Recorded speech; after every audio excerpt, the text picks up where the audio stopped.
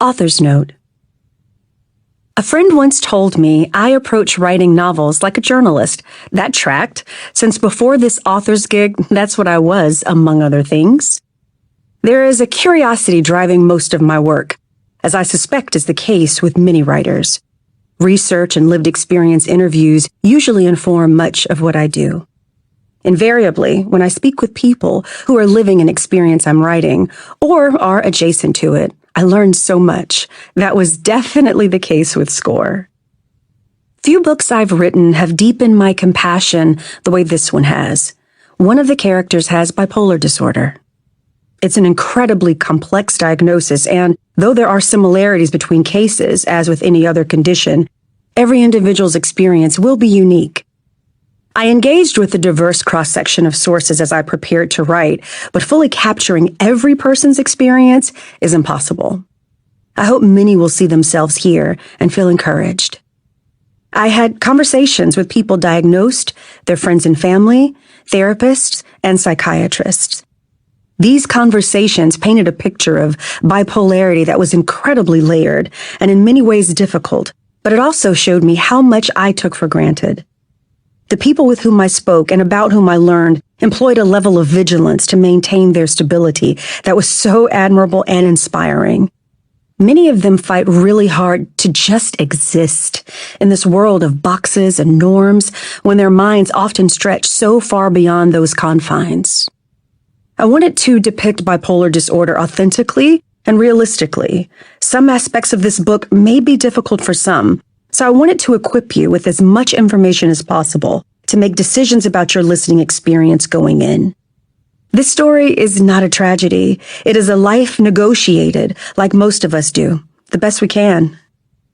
I've written women with limb difference, living with lupus, survivors of intimate partner abuse, a wide range of experiences, but the thread that runs through each story is that we all deserve love. We are worthy of joy and of being seen and accepted. I hope that's what I've demonstrated again in Score. I extend deep gratitude to the folks who spoke with me and to the sensitivity readers who took time to protect the representation in this book of bipolarity and bisexuality. Any misstep or misrepresentation is a reflection of me and not of them. Please take care as you listen. There is death of a parent and suicidal ideation attempt off-page in the past. Score is, as I've said, a story exploring mental illness, but it is also a story of passion, artistry, years-long yearning, and love. I never write the hurt without the healing. You can always trust your heart with me. I hope you're encouraged by this story of triumph and ultimate joy. Kennedy. Prelude. Verity. Art is our weapon. Culture is a form of resistance. Shireen Nishat, Art in Exile. TED Talk, 2010. Present day. Opportunity doesn't always knock.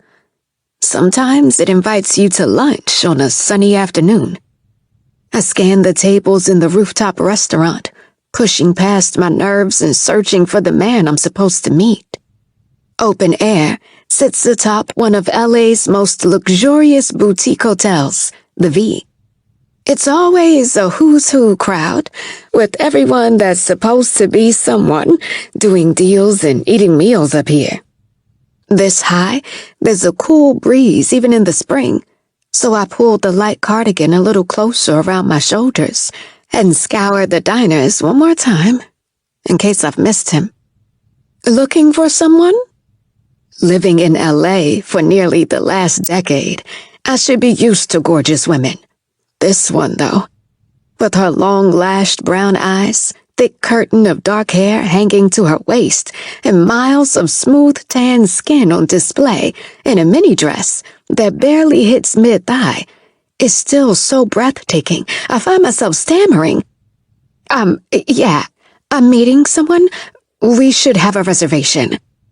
I drag my eyes away from her to search the rooftop dining area again, but I don't see him yet. She steps behind the podium and